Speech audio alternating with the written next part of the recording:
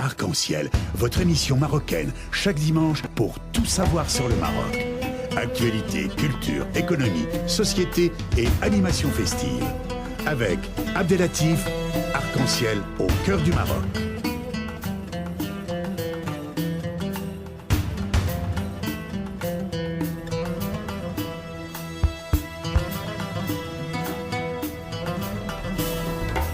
Arc-en-ciel, la chronique.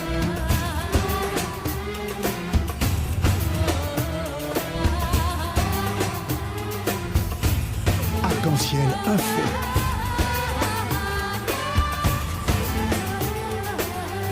Arc-en-ciel, animation festive.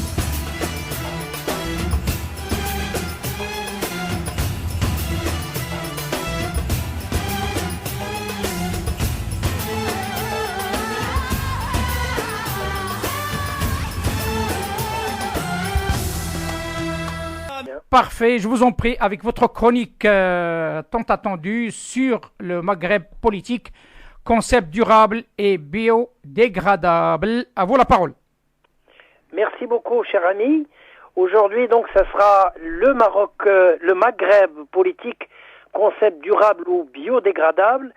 Cette chronique a fait l'objet d'une conférence de ce colloque, d'un colloque organisé à la fois par OMAM, Organisation d'action maghrébine, dont le président est le professeur Driss El-Grini de Marrakech, et sponsorisé par la fondation Hans Seidel de Marrakech le 14 et le 15 janvier 2017, dont le thème était d'une manière générale pour l'ensemble des Maghrébins universitaires, le patrimoine commun du Maghreb.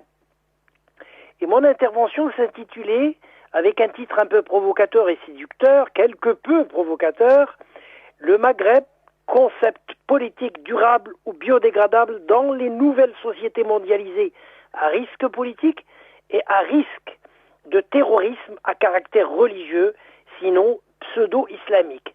Le Maghreb est-il à la merci ou victime d'un piège politique de sa propre culture démocratique? Est-il un tremplin culturel ou un frein politique pour le développement de la démocratie au niveau du Maghreb? Et même l'unité du Maghreb. Le choix de ce thème de ce colloque est quelque peu d'actualité brûlante pour cette rencontre à la veille de l'intégration ou de l'adhésion du Maroc à l'Union africaine. Le Maghreb politique est donc un cas d'école, sinon un centre de la plupart des débats nationaux et internationaux au niveau de l'ONU, au niveau de l'UA et particulièrement au niveau de la région. Ce débat d'ordre politique est sans doute lié à des raisons de conjoncture historique et celles-ci ne font que dévoiler la véritable problématique non seulement d'un Maghreb en 5 questions, mais aussi revoir la définition épistémologique du Maghreb, est-il durable ou biodégradable? Revoir également est-ce que le Maghreb constitue un capital symbolique immatériel qui n'a pas de valeur ou simplement il est d'ordre économique? Le Maghreb est-il un rêve ou un cauchemar pour l'ensemble des contribuables et des citoyens? Et conclusion, le Maghreb est-il un complexe qui est devenu complexé, voire maintenant avec les nouvelles générations névrosées et névrogènes pour son construit, et l'affaire risque d'être partagée avec l'ensemble des Africains. Telles sont les questions posées qui nécessitent des réponses pour ce colloque international, ce colloque international comme une pièce à double face. Le Maghreb économique et le Maghreb politique sont-ils inséparables dans les analyses scientifiques? Le choix de ce thème de ce colloque est d'une actualité brûlante pour cette rencontre à la veille de la rencontre d'intégration ou de l'adhésion de l'UA du Maroc prévue dans 10 jours, et le risque juridique et politique de ce transfert de la problématique d'Afrique ou je dirais algéro-marocaine du sud de Maroc, et on le verra plus tard peut-être dans le cadre des analyses qui concernent l'Afrique et de la régionalisation du Sahara au même titre que les autres régions du Royaume du Maroc, est devenue, après 42 ans de conflit du sud du Maroc, comme un peu l'Allemagne de l'Est, est devenue l'Est de l'Allemagne. Eh bien, le choix de cette thématique de ce colloque a une portée internationale, car non seulement, et c'est un patrimoine commun, c'est ce qui nous unit dans le Maghreb au niveau culturel, géographique, artistique, religieux, et les liens sanguins, familiaux, les échanges de bon voisinage, mais aussi il a une portée continentale sur la scène politique africaine, ce qui désunit le Maghreb au niveau de son édification et au niveau régional.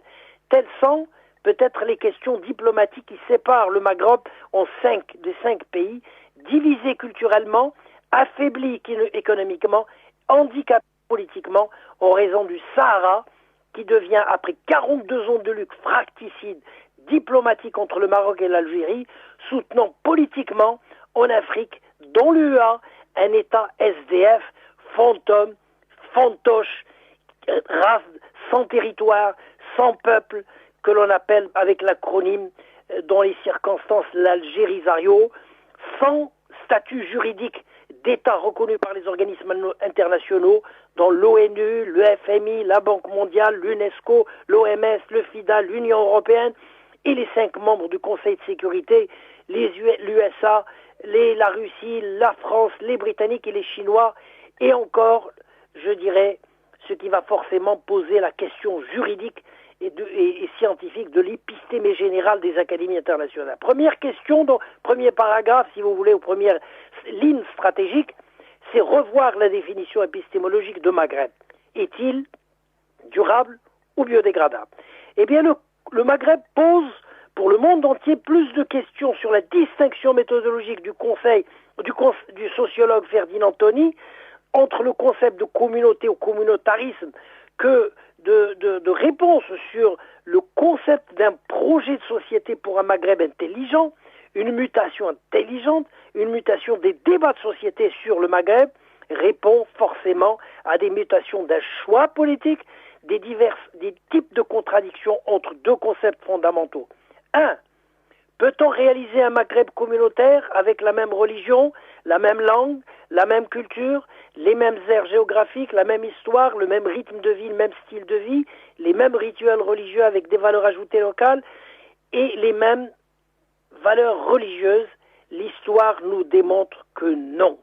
Par contre, deuxième question, deuxième hypothèse, on peut réaliser un projet politique du Maghreb uni dans le cadre non pas d'un État de passe-droit ou d'un État SDF, mais avec un État de droit du Maghreb, des États démocratiques que l'on réalise avec le Maghreb des régions comme un projet de société géostratégique commun et uni.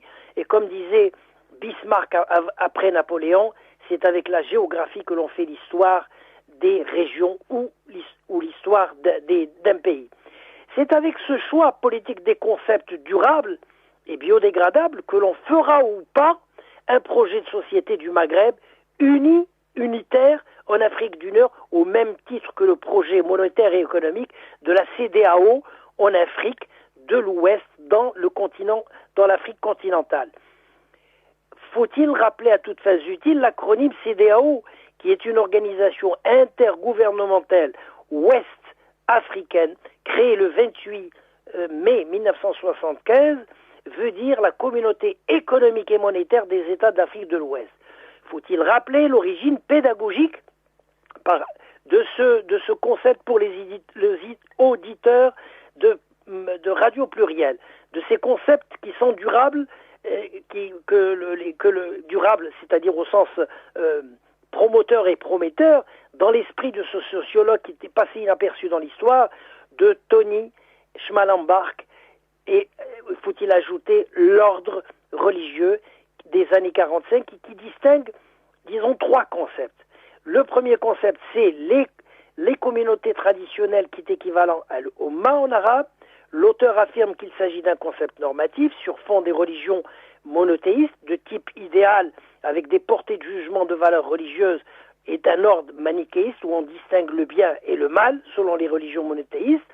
Deuxième concept qui est beaucoup plus moderne, c'est le projet de société, donc ils sont dans l'ordre culturel, démocratique, c'est un fonds de commerce des idéologies, des partis politiques, élitaires ou populaires. Et le troisième, qui a été créé par Schmallenbach, c'est le concept de l'ordre religieux qui conditionne indélébilement et particulièrement la logique, le logiciel, l'orientation à travers la religion de certaines sociétés dont l'État devient elle-même responsable. Donc, selon ces auteurs, on ne crée pas une communauté. On la découvre à la naissance comme des valeurs théologiques, comme les croyances religieuses naturo-mystiques, superstitions des marabouts, des pratiques sociales des primitifs et des païens.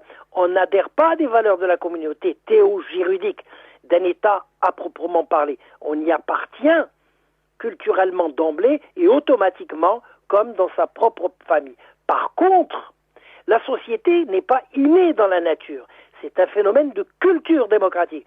Elle est créée par le génie des cultures, par le génie des démocraties pluralistes, des dons de l'histoire d'un pays, par le génie politique des projets des militants d'un parti politique ou par le génie des idéologies, voire par le génie des organisations des partis politiques. Sans anticipation des changements de société à temps, la crise économique et politique devient salutaire et salvatrice pour prendre en charge les mutations de la société. Elle remue le cocotier, fait tomber les poires et, je dirais, les fruits qui sont assez mûrs, qui ne s'adaptent plus à la nature, les classes rentières au niveau politique, les classes rentières au niveau des rentiers religieux, les rentiers économiques, les rentiers, et là, la lutte des classes se transforme en lutte des places.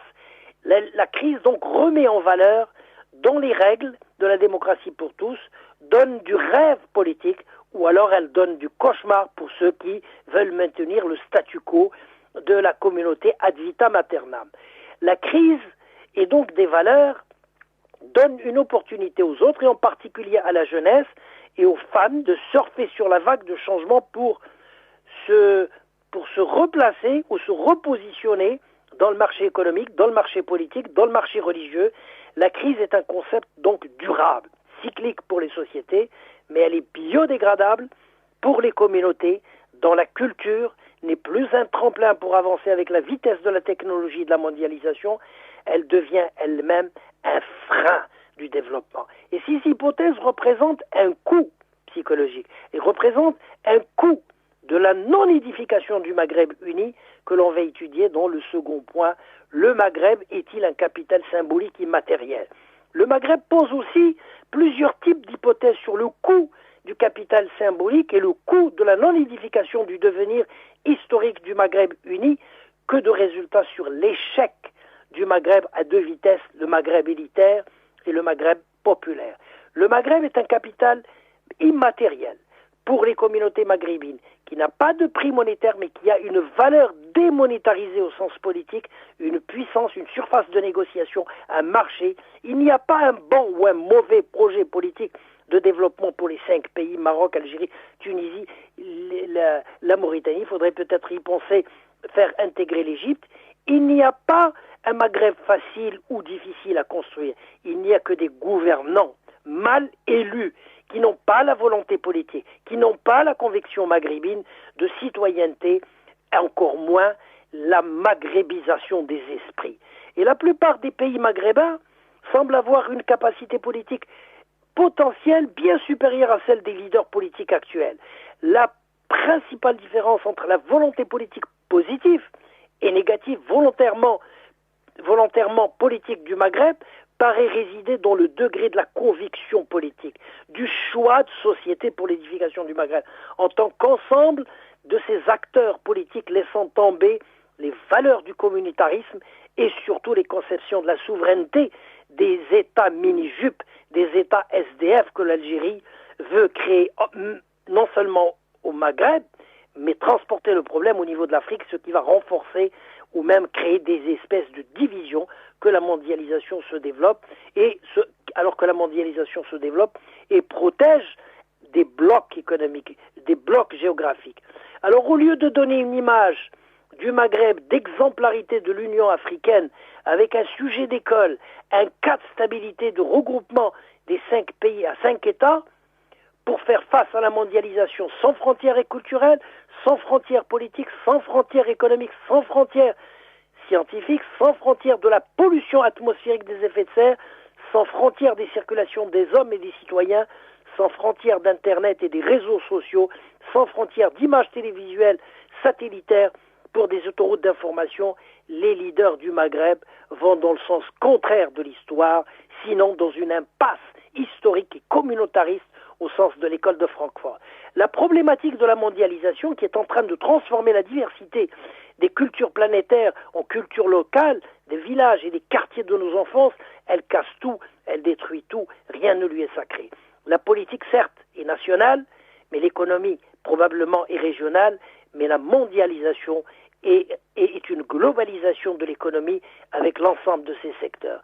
Le Maghreb, donc, est une problématique de la culture politique et de la culture de la démocratie, voire de la culture de la diplomatie, en déplaçant le concept de la souveraineté des États ou des pays du Maghreb à l'image de l'Europe.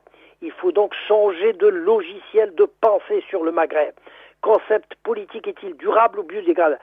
La culture des leaders politiques devient un tremplin pour le Maghreb politique et un frein communautaire dont la victime et la proie sont un nouveau piège de la mondialisation. Le Maghreb est-il un rêve ou un cauchemar? C'est ce que l'on va voir dans ce 3e chapitre, le dernier. Et le Maghreb est-il un rêve ou un cauchemar?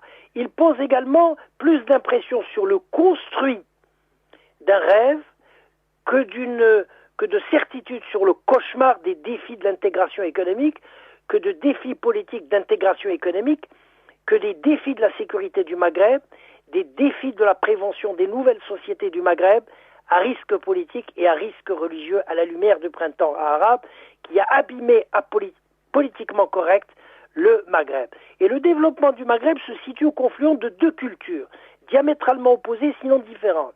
L'une qui est orientale et qui puise sa force et sa résistance dans le communautarisme islamique, et de l'autre, l'occidentale, où les 5 États du Maghreb puisent tantôt leur rajeunissement dans le cadre de la démocratie pluraliste et laïque, pour amortir les risques rapides de la modernisation. Tantôt les 5 États du Maghreb sont voués probablement à la disparition sociétale, sinon leur ruine politique communautaire, et il ne reste que 2 possibilités. Soit pour le Maghreb, l'adaptation salutaire à la mondialisation qui est un bulldozer qui casse tout, et il faut sauver les meubles des sociétés et des États en plein état de décomposition, avancer, moins ce qui reste des valeurs de la communauté dans la remise en cause de la société, c'est la bonne gouvernance, c'est l'éthique économique, c'est la transparence économique, c'est le choix du casting des hommes politiques, c'est la justice sociale et juridique, mais surtout la diplomatie régionale avec le Maghreb des régions. Soit, deuxième point, le Maghreb est un concept qui historiquement n'est pas prométhéen. Autrement dit, il n'est pas évolutif. N'avance pas, le Maghreb stagne, c'est un concept asymptote, comme disent les mathématiciens, à la ruine des sociétés en division. Il est en effervescence en raison des faux problèmes créés des États mini-jup SDF, comme une espèce de mouton à 5 pattes où le logiciel du Maghreb est politiquement biodégradable. Alors le contact entre ces 2 logiciels du Maghreb, 2 cultures, 2 raisonnements communautaires et de société, 2 systèmes de pensée, le libéralisme et le socialisme des Algériens, n'entraîna pas une adaptation lente et continue du Maghreb, ce fut un heurt dont les conséquences se développent depuis 1989 à nos jours. Et cette lutte entre ces 2 systèmes de valeurs, entre le Maghreb, va se traduire par des modes de gestion de relations internationales de ce dossier et des modes d'organisation de chaque pays qui vont conditionner sans doute étroitement et indélébilement l'évolution d'un conflit de territoire, et en particulier avec les principaux acteurs du Maghreb, l'Algérie et les 2 protagonistes, l'Algérie et le Maroc, vont se retrouver encore au niveau de transporter le problème au niveau de l'Afrique. Et il n'est pas aujourd'hui, je dirais, possible de diriger une structure de l'UMA ou du Maghreb, de comprendre la logique des États en conflit larvé, de saisir les normes de fonctionnement de la mentalité, de la culture des leaders politiques qui sont dépassés et grabataires, si l'on n'est pas conscient de cette étroite relation qui existe entre ces types de contraintes socio-culturelles communautaires, des principes et un destin communautaire qui dominent justement les 5 États et les niveaux de performance qu'elles peuvent atteindre s'ils font le choix politique des États de droit avec la construction d'un Maghreb uni comme un projet de société et non de raisonner comme une communauté. Le risque, c'est de transporter politiquement au niveau de l'Afrique, au niveau de l'Union africaine. Merci, Silfkak. Je t'en prie pour 2 secondes, s'il te plaît, oui. Oui, pour 30 secondes. Allez. Les leaders politiques veulent aujourd'hui utiliser les sociologues, les scientifiques, comme l'ivrogne utilise le réverbère. Non pas pour s'orienter, mais pour s'appuyer dessus. Et cette image métaphorique sur le management culturel des États, la complexité de ce dossier du Maghreb, illustre parfaitement les difficultés qui caractérisent à la fois les rapports entre les hommes d'études et les hommes d'action politique, et les rapports de l'objectivité incertaine scientifique et la subjectivité politique de certains acteurs. Le Maghreb est-il un construit à la fois des 2 États? Sont-ils névrosés, voire l'Algérie névrogène? Mais le Maghreb est en train d'avancer comme un complexe politique inextricable, mais à 2 vitesses. Le Maghreb des élites et le Maghreb populaire, élitaire et populaire. Voilà, merci. Je vous remercie. Merci Silfkak. À la semaine prochaine. Shukran. Merci beaucoup. Au revoir.